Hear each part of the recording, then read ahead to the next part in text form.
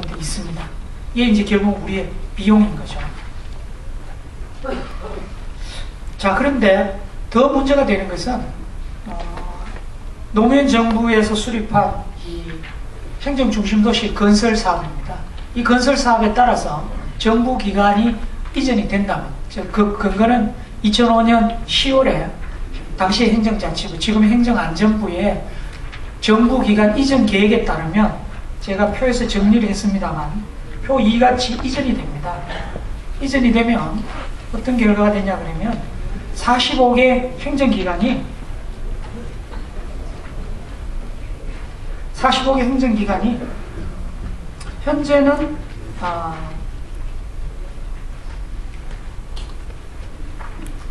현재는 서울에 36개, 수도권이에요.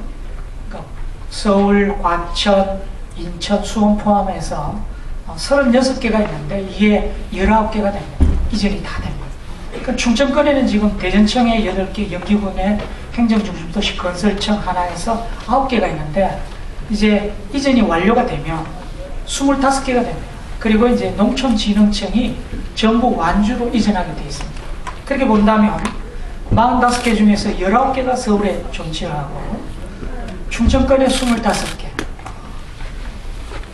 식품의약품안전청이 이제 충청권을 이전하게 되어 있거든요. 그렇게 본다면 25개, 그리고 호남에 하나.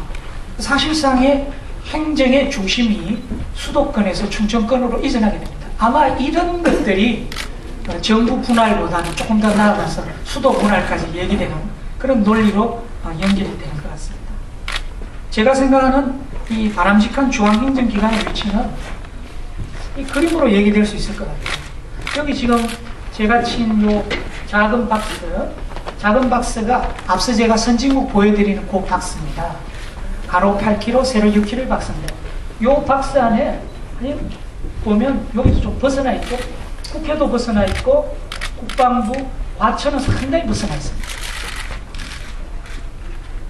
근데 이게 문제가 아니라 더 큰 문제는 이렇게 이 행정중심도시가 건설이 돼서 대부분의 이 부처가 이 행정중심도시 이전이 되면 이 어마어마한 거리입니다. 이 어마어마한 거리로 떨어져 있습니다.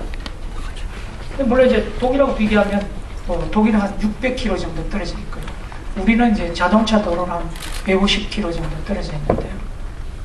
이게 지금 한 과천까지가 한 26, 7km라 그러면 한 130km가 추가적으로 더 떨어지는데요. 이러면 이 중요한 의사결정하기가 쉽지가 않습니다.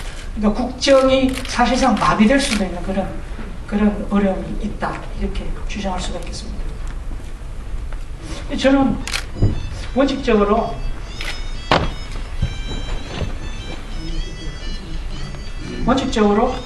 이런 그 행정중심도시 건설이라는 것은 이런 취지에서 되면 안 된다.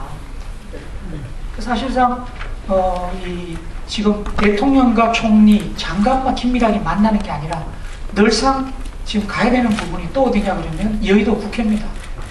거의 뭐 우리 장관들이 국회에 상주하다시피 하는 경우도 뭐 다반사입니다. 그렇게 본다면 수도 이전을 우리가 안 한다고 그랬으니까 수도 이전의 핵심은 대통령과 대통령과 국회인데요. 국회가 서울에 있는 상태에서 다른 내각기관이 150km 떨어진 거리로 간다는 것은 현실적으로 문제가 많고요. 그래서 오히려 어떻게 보면 조금 더 서울 중심으로 좀 특히 장관기관, 내각기관은 좀 모여 있어야 되는 것이 아닌가. 그런 차원에서 본다면 그거하고 완전히 반대 방향으로 가는 행정중심 도시의 건설과 또 총리실과 구부 2층을 행정중심 도시로 이전하는 것은 근본적으로 수정을 해야 합니다. 그렇게 해서 장기적으로는 우리가 선진국 같은 가버먼트 몰 개념에 정부 청사 구역 개념에 이런 쪽으로 형성이 돼야지만이 선진국의 어떤 그 모습을 갖추는 게 아닌가 생각합니다. 그러면 행정중심 도시는 그동안에 한 전체 예산 22조에서 벌써 한 5조 이상의 돈을 투자를 했습니다. 땅도 많이 기반공사도 되어 있는 상태. 그렇게 본다면 이거를 그냥 버릴 수 있느냐? 버리면 안 되겠죠. 결국은 우리가 수정을 해야 되는데 어떤 방향으로 수정을 해야 되느냐? 저는 첫째는 이 국가 경쟁력 차원에서 다시 한번 이 연기군에 건설될 신도시를 봐야 된다. 국가 경쟁력과 또 지역의 균형 발전에 기여할 수 있는 방향으로 수정돼야 된다. 두 번째는 다른 지역에 있는, 이미 다른 지역에 있는 기업이나 기관들, 그런 기능들을 이 행정 중심 도시로 옮기는 것은 최소화해야 된다. 이거는 기존 국가 전체로 보면 제로섬이니까요. 오히려 세 번째, 이 새로운 도시는 새로운 가치를 스스로 창출할 수 있어야 된다. 그런 기반이 갖춰져야 된다. 이렇게 생각합니다. 마지막으로는 이 지역이 정말 경쟁력을 갖추려고 하려면 그 지역 나름의 특화된 경쟁력, 그런 기능들을 가져야 된다고 생각합니다. 그렇게 본다면 행정 기능을 서울에서 가져가는 것들은 결코 바람직하지 않고요.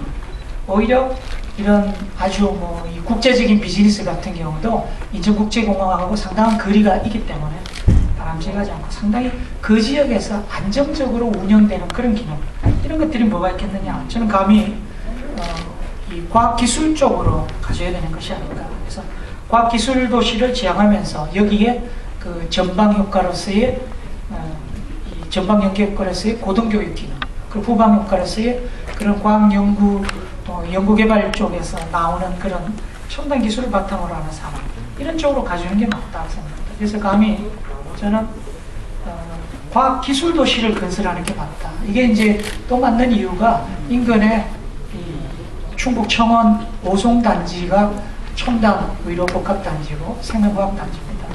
그리고 또 잘 아시는 지난 30년 동안 우리가 형성한 대덕 연구개발 특구, 이른바 대덕 연구단지라고 불리는 그런 쪽과 잘 연계돼서 이른바 클러스터라는 걸 형성할 수 있기 때문입니다. 그 다음에 저는 새로운 기능으로서 지난번에 우리가 나로